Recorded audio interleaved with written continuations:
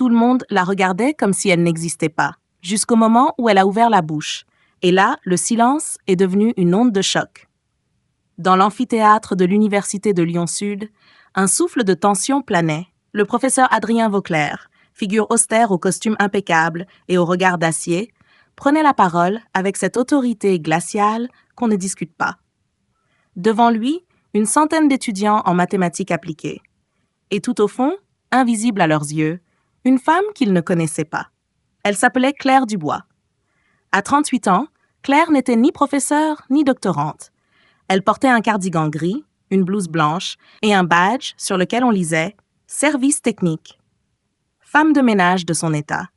Elle s'était glissée là discrètement, comme on vole un moment d'évasion entre deux corvées. Ce jour-là, elle voulait juste écouter, comprendre, apprendre. Mais elle n'avait pas prévu ce qui allait arriver. Le thème du colloque? Une hypothèse mathématique récente liée à la cryptographie quantique. Une équation que seuls les esprits les plus brillants pouvaient même espérer effleurer. Vauclair déroulait ses démonstrations, certain de sa supériorité, balayant la salle d'un regard méprisant. Lorsqu'il croisa celui de Claire, ses lèvres frémirent à peine, mais elle reconnut ce regard. Celui qu'il lui avait lancé des années plus tôt, quand elle avait postulé pour un simple poste de nettoyage au sein de cette même université. Un regard qui disait « Tu ne fais pas partie de ce monde ».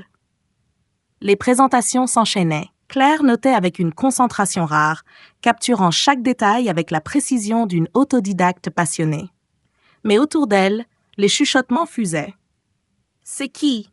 La dame du ménage avec un cahier? » Elle doit suivre un programme d'insertion. Le prof déteste quand les non-spécialistes viennent parasiter les colloques. Claire serra les dents, son stylo tremblant à peine. Ils ignoraient tout des nuits passées à résoudre des équations dans sa cuisine, des livres empruntés en cachette à la bibliothèque, des problèmes qu'elle résolvait pour garder sa tête hors de l'eau pendant que sa fille dormait. Et puis, ce fut le moment des questions. Vauclair balaya la salle. Des interventions? Personne ne bougea. Mais contre toute attente, une main se leva. La sienne. Tous les regards se tournèrent surpris. Vauclair haussa un sourcil, amusé. « Oui, madame ?» Claire inspira. Sa voix était douce, mais son esprit affûté. Au 4e développement, la transformation du paramètre K n'implique-t-elle pas une rupture avec les conditions aux limites? Silence. Vauclair plissa les yeux. Votre nom? Votre département? Service technique. Un rire traversa l'amphithéâtre. Service technique, répéta-t-il avec un sourire narquois. Et vous pensez avoir repéré une erreur dans mon exposé? Claire rougit. Mais au lieu de répondre, elle garda les yeux droits. Ce n'est pas une attaque, juste une question. Le professeur s'avança alors théâtral. Dans ce cas, venez nous en faire la démonstration.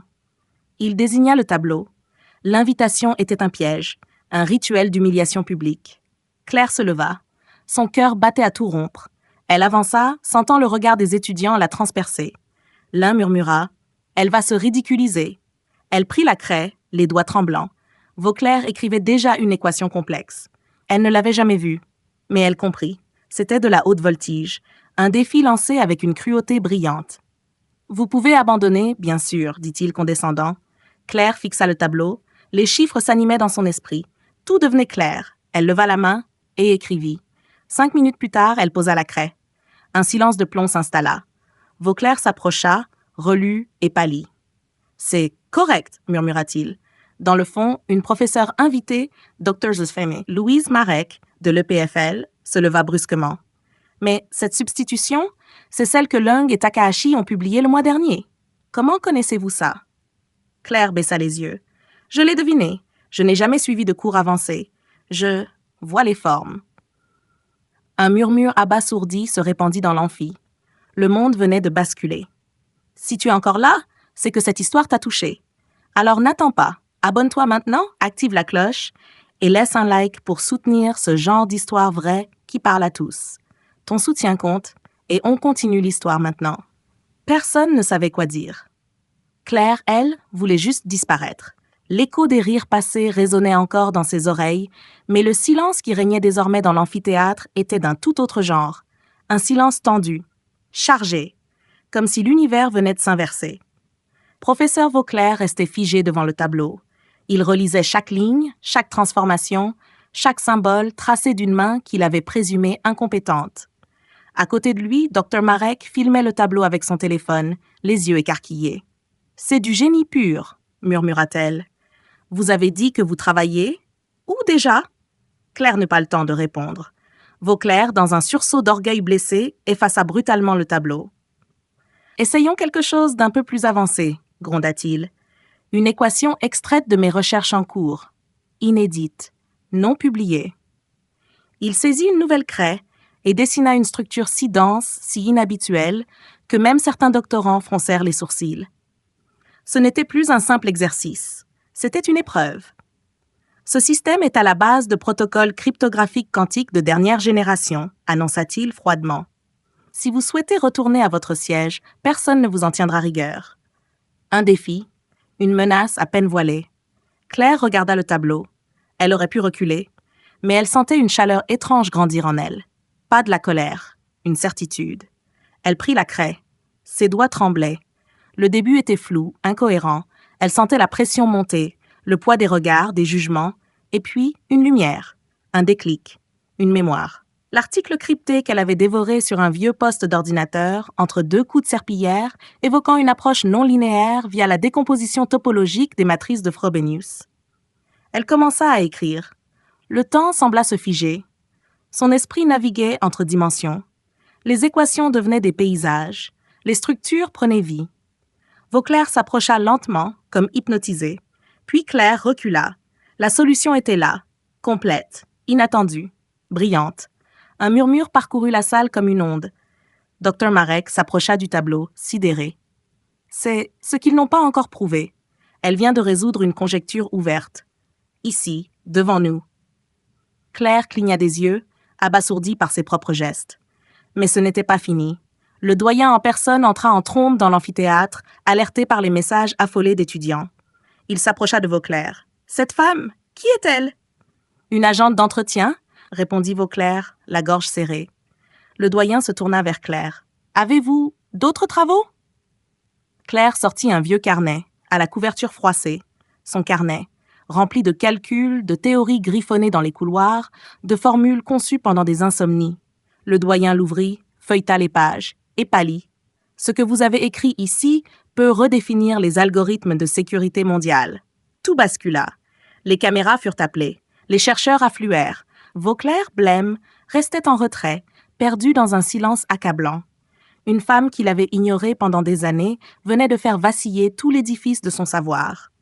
Et alors qu'un vacarme d'agitation montait dans l'amphithéâtre, Claire, elle, ne pensait qu'à une chose, l'heure. Elle devait aller chercher sa fille à l'école.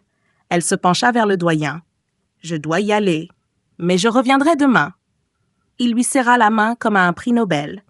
Et lorsqu'elle sortit, les étudiants s'écartèrent sur son passage. Une légende venait de naître. Le couloir était plein. Trop plein. Claire marchait en silence, serrant contre elle son vieux carnet. Elle n'avait pas encore tout compris. Autour d'elle, des professeurs murmuraient son nom. Des étudiants la filmaient en cachette. Des journalistes attendaient déjà à l'entrée du bâtiment. Mais Claire n'avait pas changé. Ses chaussures étaient encore celles d'une femme qui marche longtemps. Son sac sentait encore le désinfectant. Dans le hall d'accueil, 2 agents de sécurité l'arrêtèrent. « Madame Dubois, la presse est là. On vous escorte jusqu'au bureau du doyen. » Elle secoua la tête. « Non, j'ai un bus à prendre. Ma fille m'attend. » L'agent hésita, puis s'effaça. Les portes s'ouvrirent sur l'extérieur. Et là, comme un mirage absurde, une foule, des caméras, des micros tendus. Claire recula, surprise. « Madame, une réaction ? Comment avez-vous découvert cette solution ? Avez-vous un doctorat caché ?» Elle les traversa sans un mot. Une voix cria « On dit que vous avez surpassé le professeur Vauclair. Est-ce vrai ?» Elle s'arrêta. Lentement, elle se retourna. « Je ne suis pas en compétition, j'ai juste fait ce que j'aime et ce que personne ne m'a jamais autorisé à faire. » Puis elle tourna les talons, laissant les caméras figées. Sur le chemin du retour, elle reçut des dizaines de messages. Un appel manqué du rectorat. 2 propositions de bourse.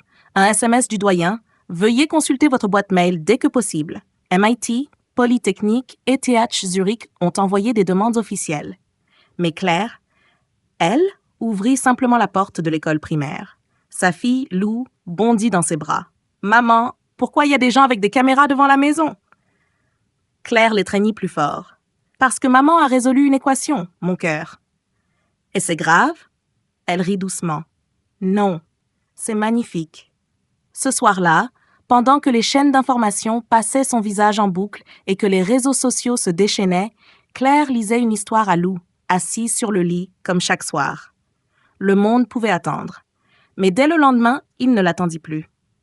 Elle entra dans l'université par la grande porte. Au 3e étage, un bureau fraîchement réaménagé portait une plaque flambant neuve. Professeur Claire Dubois, théorie mathématique avancée. L'ancienne équipe d'entretien l'avait décorée en cachette. Orchidées, guirlandes de bienvenue, post-it signé « Merci pour ton humilité. Tu nous rends fiers. » À peine installé, Dr Marek débarqua. « Claire, tu dois faire un choix. Le MIT te propose un poste à durée illimitée avec laboratoire personnel. Zurich t'offre une chaire de recherche. L'UNESCO veut organiser une conférence autour de ton parcours. Et l'Élysée veut te rencontrer. » Claire resta immobile. « Je veux rester ici, dit-elle finalement. C'est ici que je les ai entendus me rire au nez. C'est ici que je veux les entendre m'écouter. » Dr Marek haussa les sourcils, puis sourit. « Tu ne veux pas leur tourner le dos, tu veux leur apprendre. » « Exactement. » Un étudiant frappa timidement à la porte. « Professeur Dubois, le doyen vous attend dans l'auditorium. Il a convoqué tout le département. Il veut vous entendre présenter votre travail officiellement. » Elle inspira profondément. L'instant était venu. Le vieil auditorium semblait différent. Ce n'étaient pas les murs, ni la lumière, c'était le regard des gens. Cette fois, lorsqu'elle entra, ils se levèrent. Pas de ricanement, pas de murmure, juste un silence respectueux, chargé d'attente. Claire gravit les marches lentement, son carnet à la main. En contrebas, le doyen, les membres du conseil scientifique, des professeurs venus d'autres pays. Et au fond de la salle, Adrien Vauclair, bras croisés, regard dur, présence silencieuse mais brûlante. Le doyen prit la parole. « Mesdames et messieurs, ce que vous allez voir aujourd'hui ne figure dans aucun programme. Ce travail n'a pas été publié. Pas encore. Mais ce qu'elle a démontré ici dans cette salle a déjà ébranlé la communauté scientifique. Claire Dubois, vous avez la parole. » Un silence parfait. Claire se tourna vers le tableau. Elle écrivit un mot, juste un, en lettres capitales. Puis elle se retourna vers l'audience. « Je ne viens pas d'une grande école. J'ai appris les bases de la topologie différentielle en lavant des vitres. J'ai lu les publications cryptographiques entre 2 machines à laver. J'ai résolu des équations sur des serviettes en papier parce que je n'avais pas de cahier. Et je n'ai jamais eu à prouver ma valeur, jusqu'à ce qu'on m'y force. » Son regard balaya l'auditoire. « Ce que j'ai compris, ce que j'ai vécu, c'est ceci. Le savoir ne se transmet pas uniquement. Il se devine, il se cherche, il se vit. Il se ressent dans le silence de ceux qu'on n'écoute jamais. » Puis elle se tourna vers le tableau, reprenant calmement l'équation du professeur Vauclair, celle qu'il avait brandie comme un étendard inaccessible. Elle l'expliqua. Ligne par ligne, transformation par transformation. Pas pour impressionner, pour enseigner, pour partager. Et plus elle avançait, plus le public s'inclinait intérieurement. Parce qu'au-delà de sa démonstration brillante, ce qu'elle offrait, c'était une leçon d'humanité. Une main se leva. « Dr Marek. Claire, cette variation sur la conjecture de Diem, c'est une invention ?» « Une intuition, répondit-elle simplement. Un murmure parcourut la salle. Vauclair se leva soudain. « Je demande à intervenir. » Les têtes se tournèrent. Tension. Silence. « Madame Dubois, dit-il lentement, je suis celui qui vous a rabaissé publiquement. Je vous ai humilié. Et je n'ai pas vu votre génie. Vous avez corrigé mes travaux, surpassé mes résultats, et surtout, vous avez conservé votre dignité. » Il s'approcha lentement du tableau. « Je propose officiellement que votre solution soit intégrée à la base des travaux du laboratoire national et qu'elle porte votre nom. » Un murmure choqué. La transposition du bois. Claire le fixa. Le silence était lourd. Puis, lentement, elle hocha la tête. Elle n'avait plus besoin de prouver quoi que ce soit. Elle venait de devenir à ces conditions une autorité. Pas en détruisant ceux qui l'avaient méprisée, mais en les forçant à écouter. Ce jour-là, le mot « transposition du bois » fut inscrit à la craie blanche sur le grand tableau noir. Non comme un trophée, mais comme une vérité mathématique, un hommage à l'intuition pure, à la persévérance invisible, à la pensée libre de ceux qui n'ont jamais eu les moyens, mais toujours eu le feu. Lorsque Claire descendit de l'estrade, le doyen s'approcha, visiblement ému. L'UNESCO souhaite organiser une conférence en votre nom, et le Centre national de recherche quantique veut lancer un programme pour détecter les génies hors système. Il porterait votre nom, bien sûr. Claire eut un sourire fatigué. Je veux qu'on commence par les lycées techniques, les centres sociaux, les maisons de quartier. C'est là que j'étais, moi. C'est là qu'ils sont, eux. Une main se posa sur son épaule. C'était Dr. Marek. Et maintenant, je vais chercher ma fille. On va fêter ça avec des crêpes. 3 semaines plus tard, l'auditorium était plein à craquer. Des jeunes, des professeurs, des journalistes, mais surtout des parents, des femmes, des hommes ordinaires qui n'avaient jamais mis les pieds dans une conférence scientifique. Et au milieu d'eux, une petite fille aux cheveux bruns et au sourire immense, Lou. Claire prit la parole, cette fois sans tableau, sans formule. Mon histoire n'est pas celle d'un miracle, c'est celle d'une possibilité, d'un regard qui aurait pu me reconnaître plus tôt et qui ne l'a pas fait. Mais c'est aussi celle d'un jour où, malgré tout, j'ai levé la main. Elle tourna la tête vers Lou. Et aujourd'hui, si je suis là, c'est parce qu'une petite voix m'a toujours dit « Maman, tu comprends mieux les choses que les autres. » Et moi, j'ai fini par l'écouter. La salle applaudit. Mais au fond de la pièce, une silhouette restait droite, discrète. Vauclair, un carnet à la main. Il le tenait serré. C'était l'un de ceux qu'il avait retrouvés dans le placard de Claire, le premier jour où elle l'avait humilié ou éveillé. Il le déposa discrètement sur le bureau avant de s'éclipser. Claire l'ouvrit après la conférence. Page après page, des annotations à la plume noire, des remarques, des tentatives de prolonger ses idées. Et, sur la dernière page, cette phrase « Je vous ai méprisé. Aujourd'hui, je vous étudie.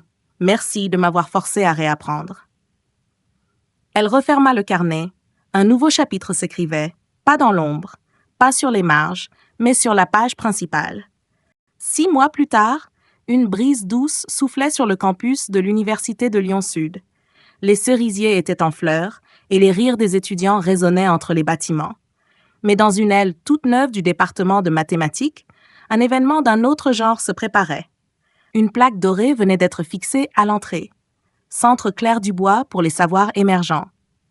Parce que le génie n'a pas toujours un diplôme. À l'intérieur, des jeunes gens de tous horizons testaient des algorithmes, échangeaient des idées, exploraient des concepts abstraits. Aucun d'eux n'avait suivi le parcours traditionnel. Tous avaient été sélectionnés pour leur curiosité brute, leur feu intérieur. Et au centre, Claire. Son bureau n'était plus décoré de post-it, mais de photos de loups, de schémas, de formules tracées à la main. Son carnet original, le tout premier, était désormais encadré et exposé. En face, une photo d'elle en blouse grise tenant un seau, une image qu'elle avait insisté à garder visible, pour ne jamais oublier d'où elle venait. Un jour, un étudiant lui demanda « Professeur, c'est vrai que vous avez refusé le MIT ?» Elle sourit. « Le MIT n'était pas le sommet. Mon sommet, c'était de me faire entendre ici, là où avant, on ne me voyait même pas. » Il hocha la tête impressionné. Mais le plus fort, ce fut ce matin-là, quand Lou entra en courant dans son bureau, une feuille à la main. « Maman, j'ai été prise au programme de cryptographie de l'INRIA. » Claire l'enlaça, les larmes aux yeux. Le plus grand prix n'était pas une médaille, ni une chaire, ni une interview. C'était ça. Voir sa fille rêver plus haut, plus tôt, et savoir qu'elle n'aurait pas à se battre pour être écoutée. En sortant, elle croisa Vauclair, vieilli, plus discret. Il lui tendit un courrier. « Le comité Fields a pris connaissance de votre travail. Vous êtes nommé pour le prix. Je vous accompagne à Oslo, si vous acceptez. » Claire resta un instant silencieuse, puis elle répondit calmement. « J'y réfléchirai. Mais pour l'instant, j'ai une classe de lycéens à accueillir. Ils ont traversé la France pour me rencontrer. » Il hocha la tête. « C'est vous qui avez raison. » Elle s'éloigna, et ses pas résonnèrent dans le bâtiment à son nom. Pas de scientifique star, juste une femme libre, debout. Elle avait changé le monde, non pas avec un diplôme ou une place, mais avec une craie et une main levée. Si tu es encore là, c'est que cette histoire t'a touché. Alors n'attends pas. Abonne-toi maintenant, Active la cloche et laisse un like pour soutenir ce genre d'histoire vraie qui parle à tous. Ton soutien compte et d'autres récits de courage invisible arrivent bientôt.